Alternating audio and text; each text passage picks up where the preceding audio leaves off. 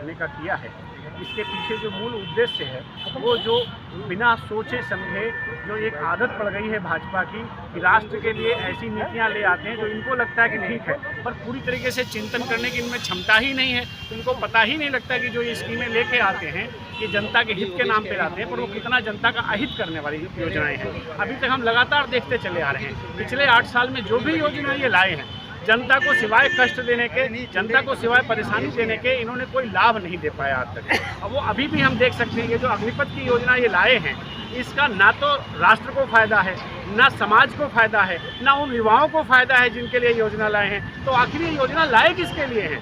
मैं तो यहाँ तक कहता हूँ कि कुल मिलाकर के भाजपा को भी इसका कोई फायदा नहीं है, तो ये लाए क्यों हैं? पर सच बात यह है कि इनके पास उतनी समझ ही नहीं है। ये ले आते हैं चीज़ों को, बाद में जब चारों तरफ से जूते पड़ते हैं तब इनको समझ आती है, तब ये माफ़ी मांगते हैं और वापस लेते हैं।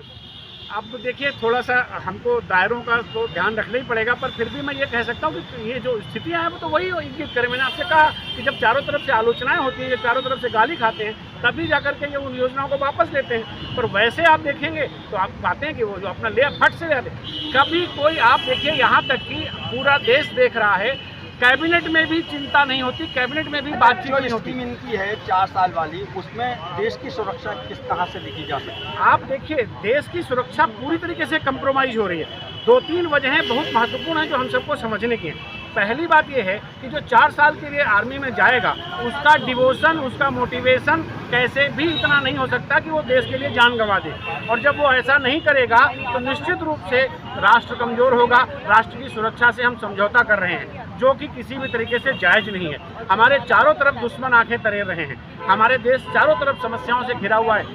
जो हमारे पड़ोसी देश हैं, आपको यहाँ तक कि छोटा सा देश नेपाल भी हमें आंखें दिखा रहा है। तो हमको अपनी सेना को मजबूत करने की ज़रूरत है, और हम मजबूत करने के नाम पर ये जो योजना लाए हैं ये इतना कमज़ोर कर देगी सेना को कि हमारा जो सेना है वो हमारे देश की रक्षा का भार उठाने में सक्षम ही नहीं रह जाएगी। तो ये बहुत बड़ा राष्ट्रद्रोही कदम है, राष्ट्रघाती कदम है, जिसको इन्हें वापस लेना ही पड़ेगा।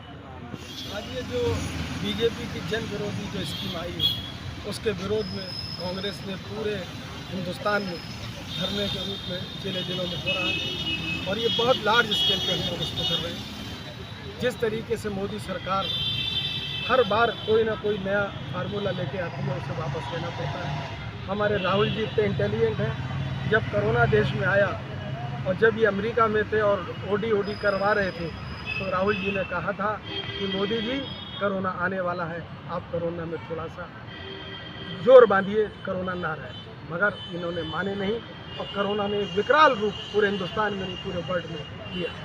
उसके बाद नोटबंदी आई, उसके बाद आप किसान विरोधी जो इनका एजेंडा था, राहुल जी ने तब भी कहा कि आप मोदी जी जो ये लेके आ रहे हैं किसानों का लिए ये चीज़ें गलत है और ये आपको वापस लेना पड़ेगी। जब 700 किसान जब मर गए, उसके बाद इन्होंने इलेक्शन के टाइम इन्होंने ये वापस लिया। हमारे कुलीग अभी त्रिपाठी जी बिल्कुल ठीक कह रहे थे कि उन्हें ये बताना पड़ेगा कि ये जब उन्होंने लागू किया था वो तब ठीक था, जब ये वापस लिया तब ठीक था। आज कितनी विडंबना है कि हमारे देश में हमारे जो तीनों सेनाओं के लोग हैं वो आके प्रेस कॉन्फ्रेंस कर रहे हैं, वो बता रहे हैं कि ये चीज़ें ठीक हैं। अरे प्रेस कॉन्फ्रेंस करने की जगह इन्हें अपनी ज़मीनें देखना चाहिए।